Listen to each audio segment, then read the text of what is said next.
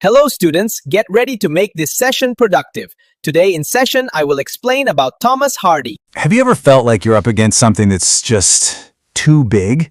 Like life is throwing tests at you that you absolutely did not sign up for? Well, we're going to explore a really powerful idea today. What if our biggest struggles aren't trying to stop us, but are actually invitations to become stronger?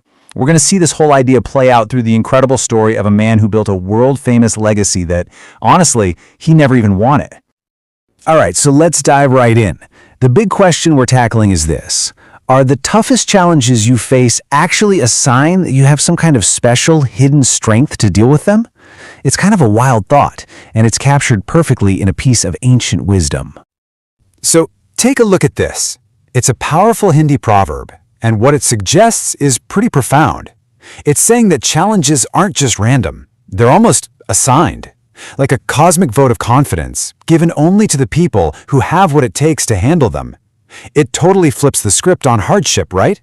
It's not a punishment, it's a recognition of your power.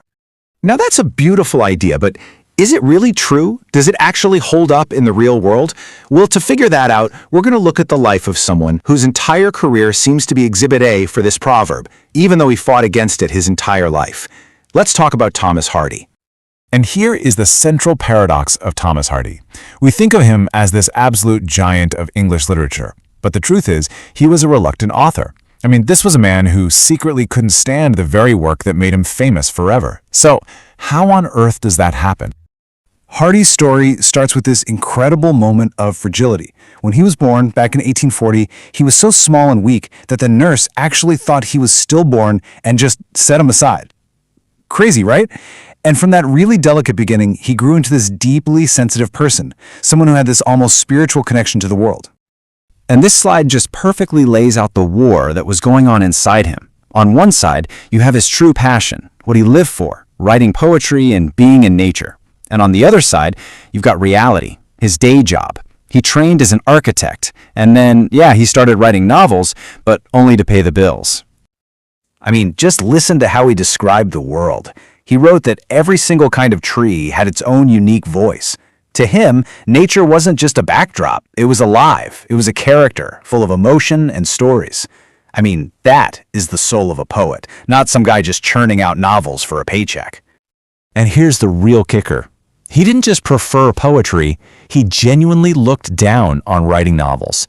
He called it an inferior literary form. Can you imagine? He wrote some of the most legendary books in the English language, and in his own mind, it was just a sellout job to support his family. He never took his own fiction seriously. So the main thing to get here is that he didn't just dislike writing novels. He actively tried to avoid it. His true love was poetry. But the world, it had other ideas for him, and it let him know through a long, pretty brutal series of rejections. Let's just walk through this timeline. It's rough. All through his youth, he's sending out his poems, and publishers just keep saying no. So he gives a novel a shot. It gets rejected. He tries a second novel, even pays to have it published himself, and it's a total financial bust.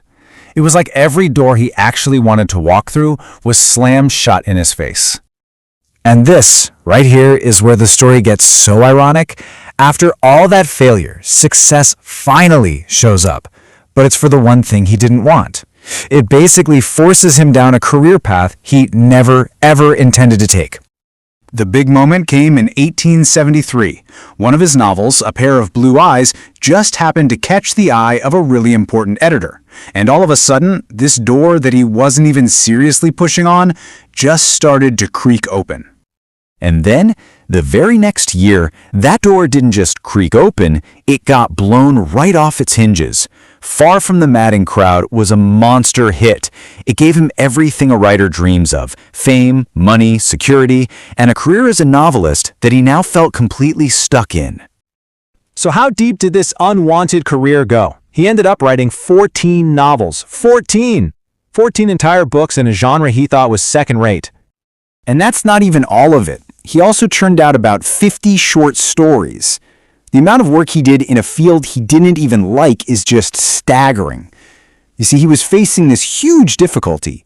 The world wanted prose from a poet, and he met that challenge with this unbelievable level of output.